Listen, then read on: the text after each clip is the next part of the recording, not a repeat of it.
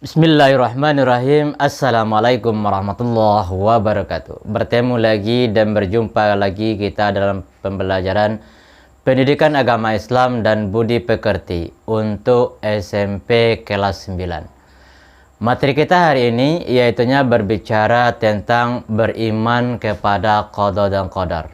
Beriman kepada qada dan qadar berbuah ketenangan hati. Oke, sekarang kita masuk kepada pengertian qada. Yang pertama, pengertian qada. Secara bahasa, qada itu artinya ketetapan, kehendak, atau rencana Allah. Sedangkan menurut istilah yang dikatakan qada itu adalah ketetapan atau ketentuan atau rencana Allah kepada setiap makhluknya semenjak zaman azali mengenai jalan hidupnya, yaitu tentang kematian, jodoh, rezeki, bahagia, sengsara, dan lain sebagainya. Nah, itulah yang dikatakan dengan qada. Rencana Allah kepada makhluknya semenjak zaman azali. Zaman azali itu artinya zaman ketika segala sesuatu belum tercipta atau belum ada. Yang kedua, pengertian qadar. Apa yang dikatakan dengan qadar? Menurut bahasa, qadar itu artinya perwujudan atau keputusan Allah.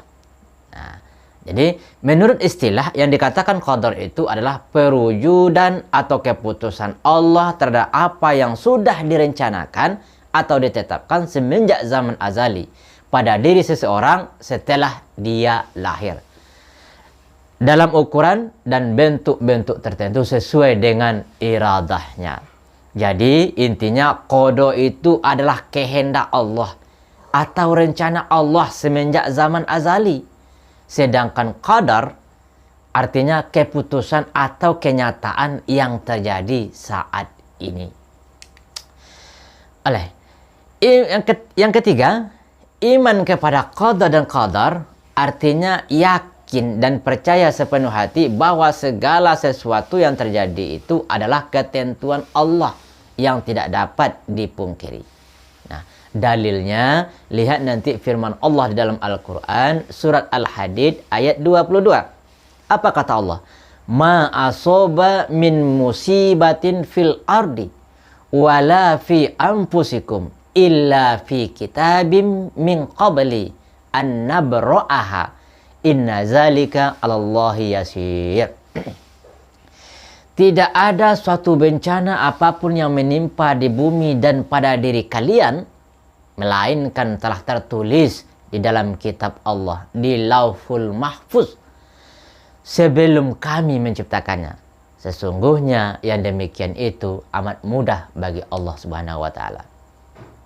Oke, sekarang yang keempat, kewajiban beriman kepada qada dan qadar. Di dalam sebuah hadis qudsi Allah Subhanahu wa Ta'ala berfirman yang artinya begini: siapa yang tidak redha dengan qada dan qadarku dan tidak sabar terhadap bencanaku yang aku timpakan atasnya, maka hendaklah ia mencari Tuhan selain aku. Nah, inilah ultimatum yang diberikan oleh Allah Subhanahu wa Ta'ala. Iman kepada qada dan qadar dalam ungkapan kehidupan sehari-hari itu lebih populer dengan sebutan iman kepada takdir. Jadi iman kepada qada dan qadar itu artinya iman kepada takdir. Iman kepada takdir berarti percaya bahwa segala apa yang terjadi di alam semesta ini, seperti adanya sehat, adanya sakit, hidup, mati, rezeki, jodoh, ya, itu merupakan kehendak dan ketentuan dari Allah. Sekarang kita masuk kepada pembagian takdir. Karena qada dan qadar dalam kehidupan sehari disebut dengan takdir, maka takdir itu terbagi kepada dua. Yang pertama, takdir mubram. Takdir mubram itu artinya takdir yang sudah pasti, ketentuan dari Allah yang sudah pasti, yang tidak dapat diubah atau ditawar-tawar lagi. Apa contohnya? Seperti usia, kematian, kelahiran, apakah dia laki-laki atau perempuan. Nah, itu adalah takdir mubram, takdir yang tidak bisa diubah.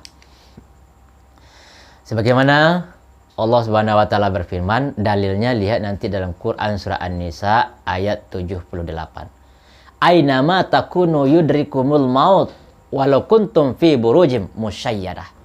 Di mana saja kamu berada, kematian akan mendapatkan kamu.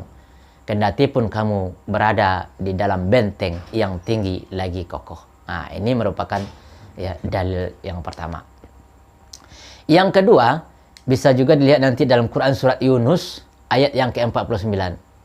Yang ketiga, bisa juga dilihat nanti dalam surah Al-A'raf ayat 34. Likulli ummatin ajalun iza jaa ajaluhum fala yasta'khiruna sa'ah wa la yastakdimun. Tiap-tiap umat itu mempunyai ajalnya. Apabila telah datang ajal mereka itu, maka mereka tidak dapat mengundurkannya barang sesaat pun, dan tidak pula dapat mendahulukannya barang sedikit pun. Itu yang pertama, takdir mubram, takdir yang tidak bisa diubah. Yang kedua, pembagian takdir itu adalah takdir mu'allaq. Takdir mu'allaq itu artinya takdir ketetapan yang sudah ditetapkan oleh Allah tapi masih bisa diubah oleh manusia. Melalui apa? Melalui usaha, ikhtiar, dan doanya. Jadi intinya takdir mu'allaq ini takdir yang bisa diubah oleh manusia itu sendiri. Ya. Jadi takdir mu'allaq itu adalah takdir yang erat kaitannya dengan ikhtiar manusia. Misalnya seorang siswa yang bercita-cita ingin jadi dokter. Nah, untuk mencapai cita-citanya itu ia harus belajar dengan giat, dengan tekun. Akhirnya apa yang ia cita-citakan ya menjadi kenyataan. Nah, ada usaha. Begitu juga kalau Anda ingin ingin kaya, tentu harus bekerja, harus berusaha. Tidak mungkin tidur-tiduran atau beribadah saja lalu berdoa kepada Allah untuk supaya kaya. Tidak, harus ada usaha dari kita, yaitunya bekerja atau berdoa. Nah, dalilnya nanti bisa dilihat dalam surah Ar-Ra'd ayat 11. Bismillahirrahmanirrahim. Innallaha la yughayyiru ma biqaumin hatta yughayyiru ma bi anfusihim. Sesungguhnya Allah tidak akan mengubah keadaan suatu kaum sehingga mereka mengubah keadaan yang ada pada diri mereka sendiri. Dan apabila Allah telah menghendaki keburukan terhadap sesuatu kaum, maka tidak ada yang dapat menolaknya, dan sekali-kali tidak ada pelindung bagi mereka selain daripada Allah. Nah, inilah dalilnya. Yang keenam, masuk kita kepada ciri-ciri orang yang beriman kepada qada dan qadar. Apa ciri-cirinya? Yang pertama, menaati perintah Allah dan menjauhi segala larangannya. Yang kedua, ciri-cirinya berusaha dan bekerja secara maksimal. Yang ketiga, ciri-ciri orang yang beriman kepada qada dan qadar itu adalah bertawakal kepada Allah secara menyeluruh. Yang keempat, mengisi kehidupan di dunia dengan hal-hal yang positif, yang baik. Yang kelima, berprasangka baik atau husnuzon kepada Allah. Yang keenam, bersyukur ketika mendapat nikmat, bersabar ketika ditimpa musibah. Inilah ciri-ciri orang yang beriman kepada qada dan qadar Allah. Yang ketujuh, yang terakhir, manfaat beriman kepada qada dan qadar. Apa manfaatnya? Seseorang yang beriman kepada qada dan qadar akan memperoleh banyak manfaat. Di antaranya sebagai berikut. Yang pertama, menenangkan jiwa. Manfaat yang pertama. Yang kedua, senantiasa bersikap sabar dan syukur. Yang ketiga, menjauhkan diri dari sifat takabur atau sombong. Yang keempat, senantiasa berusaha dan berikhtiar kepada Allah. Yang kelima, sabar menghadapi cobaan. Yang keenam, menumbuhkan sikap optimis. Yang ketujuh, menumbuhkan jiwa tawakal. Nah, inilah manfaat kalau kita beriman kepada qada dan qadarnya Allah. Oke, demikian materi kita hari ini. Terima kasih. Assalamualaikum warahmatullahi wabarakatuh.